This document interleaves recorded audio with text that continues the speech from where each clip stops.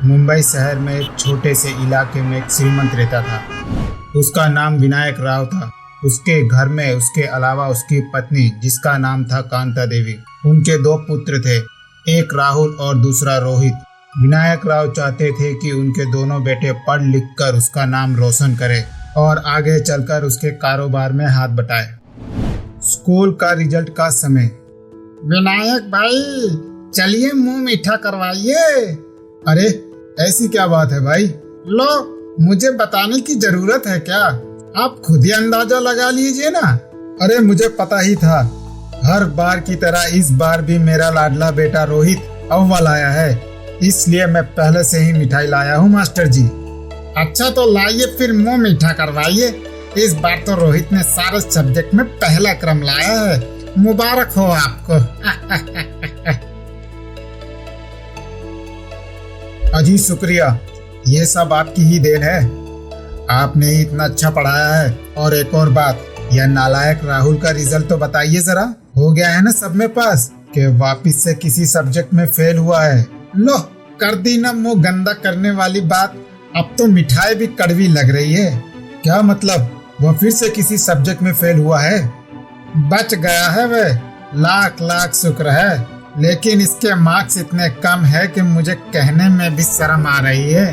क्या रे नालायक, मैंने कहा था ना तुझसे, अगर इस बार भी तू अच्छे मार्क्स नहीं लाया तो तेरा खेल कूद का भूत निकाल दूंगा। पापा ऐसा मत कीजिए, मैंने एग्जाम के लिए दिल जान से मेहनत की थी, फिर भी पता नहीं मेरे मार्क्स इतने कम क्यों आए। दिख गई तेरी मेहनत। राहुल को पढ़ाई लिखाई जरा भी पसंद नहीं है, उसको सिर्फ रेस में दौड़ना बहुत पसंद है। और दूसरी तरफ रोहित, जो पढ़ाई में बहुत होशियार है और वो अपने पापा का लाडला है। क्या हुआ राहुल, क्यों इतना उदास है तू? वापस से तेरे पापा ने कुछ कहा है क्या? हाँ माँ, उन्होंने कहा है कि अब मेरी एथलीट बंद करवा देंगे। मैं अब क्या करूँगा? बस कुछ ही दिनों में मेरे फाइनल्स में रेस है।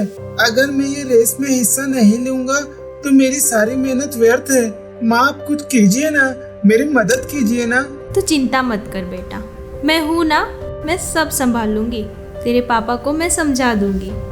Thank you mummy. Rahul athletics में अच्छा होने के कारण उसका स्टेट लेवल में सिलेक्शन हो जाता है, जिस वजह से वह बहुत खुश होता है। और दूसरी तरफ रोहित उससे जलने लगता है। इस वजह से वह राहुल के बारे में अपने पापा को भड़काता है, जिस वजह से उसके पापा उस पर जास्ती करते हैं। विनायक राव के मना करने के बावजूद कांति देवी राहुल को चुपके से रेस में दौड़ने के लिए भेज देती है और यह बात रोहित को पसंद नहीं आई और वो राहुल से चिढ़ने लगता है। माँ, मुझे रेस में पूरी तैयारी करने के लिए कोच की जरूरत है। माँ, मुझे थोड़े पैसे की जरूरत है। हाँ बेटा, ये ले। हाँ, मेरा सपना है कि तू मेरा नाम रोशन करे ताकि तेरे पिताजी को तुझ पर गर्व हो। हाँ माँ, मैं आपका सपना एक दिन जरूर पूरा करूँगा। माँ के दिए हुए पैसे से राहुल अपनी कोचिंग की फीस भरता है और उसकी रेस के लिए प्रैक्टिस शुरू हो जाती है। और अचानक ही एक दिन विनायक राव और कांति देवी का एक कार एक्सीडेंट में उनकी मृत्यु हो जाती है और राहुल और रोहित अनाथ बन जाते हैं। उनके गुजरने के ही साथ रोहित चालाकी से सारी जायदाद अपने नाम करवा लेता है। भैया, अभी तो माता पिता की चिता की आग भी नहीं बुझी है और तूने पापा की खून पसीने की कमाई हड़प ली। हाँ, तो तेरी हड़पने की राह देखूंगा क्या? चल निकल यहाँ से, गेट आउट। कुछ दिन बाद राहुल को कोच के द्वारा पता चलता है कि कुछ ही दिनों में रेस में सिलेक्शन होने वाला है, लेकिन उसके लिए टोकन फीस भरने की आवश्यकता है। इसलिए वह अपने भाई रोहित के पास मदद मांगने जाता है। अरे वाह भैया, कॉन्ग्रेचुलेशन, आपने शादी कर ली। तुमसे मतलब? रोहित भैया, मुझे रेस में हिस्सा लेना है और सिलेक्शन होने वाला है, इसलिए थोड़े पैसे की जरूरत है। क्या आप मुझे थोड़ी सी पैसों के लिए हेल्प करोगे? हाँ, राहुल के इतना ही कहते ही उसकी भाभी बोली। क्या? हाँ, यहाँ क्या भंडारा खोल रखा है कि जो भी आए पैसे ले जाए? जा जा, जब जरूरत आई तो आ गया भाई के पास। और चल, तुझे पैसे दे भी दे, लेकिन इस बात की क्या गारंटी कि तू हमें पैसे वापस लौटाएगा? अपनी ही भाभी के ऐसे बोल सुनकर राहुल वहाँ से चला जाता है। फिर वह एक होटल के पास से गुजर रहा होता है तभी वह अपने आप से कहता है, माँ काश आप जिंदा होती तो मुझे यह दिन नहीं देखना पड़ता। अब मैं कैसे रेस में सिलेक्शन की फीस भरूंगा। हाँ, मैं कुछ दिन तक इस होटल में नौकरी कर लेता हूँ। राहुल मन लगा के दिन में नौकरी करता और शाम को घर जाकर रेस की प्रैक्टिस करता है। सिलेक्शन का दिन राहुल टीवी देखते हुए, या हुर्रे, मेरा सिलेक्शन हो गया, हिप्पे। राहुल अब रेस का चैंपियन बन गया था, जिस वजह से अब इंडिया की टीम में खेल रहा था। वह अब अंतर्राष्ट्रीय कक्ष पर रेस खेल रहा था, जिस वजह से अब वह अमीर बन गया था। लेकिन उसको इस बात का जरा भी अहंकार नहीं था। लेकिन दूसरी ओर रोहित अपनी सभी जायदाद को खो देता है। अरे ये क्या हो गया मेरे साथ? हमारे सारे स्टॉक होल्डर्स ने अपने स्टॉक वापस क्यों दे दिए?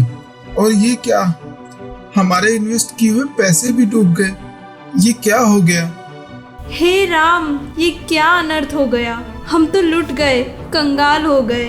रोहित की लापरवाही के कारण उसका सारा कारोबार डूब जाता है और इस वजह से वह बीमार रहने लगता है, जिस कारण से एक दिन उसकी हालत बेहद खराब हो जाती है और उसका इलाज करवाने के लिए उसके पास पैसे नहीं होते। ये क्या, मेरी तो किस्मत ही फूटी है। आपका इलाज कराने के लिए भी मेरे पास पैसे नहीं है। अब मैं क्या करूं? तभी रोहित बीमार है यह बात की जान राहुल को होती है और वह जल्द से जल्द अपने भाई के घर जाता है। भाभी, क्या हुआ भैया को और आप रो क्यों रही हो? मैं तो मर गई, बर्बाद हो गई। राहुल भैया, मुझे जल्द से जल्द पैसों की जरूरत है। अगर इनका इलाज नहीं करवाया तो इनकी जान भी जा सकती है। मुझे थोड़े पैसे दे दो, मैं आपको लौटा दूंगी। अरे ये कोई पूछने की बात है? रुको, मैं जल्द से जल्द भैया को अच्छे हॉस्पिटल में दाखिल करवाता हूँ। अब रोहित और उसकी पत्नी को अपनी गलती का एहसास हो जाता है और वह दोनों राहुल से माफी मांगते हैं। राहुल, मुझे माफ कर दो, मुझसे बहुत बड़ी गलती हो गई। मुझे माफ कर दो, मुझे मेरी गलती का एहसास हो गया है। हाँ देवर जी, मुझे माफ़ कर दीजिए।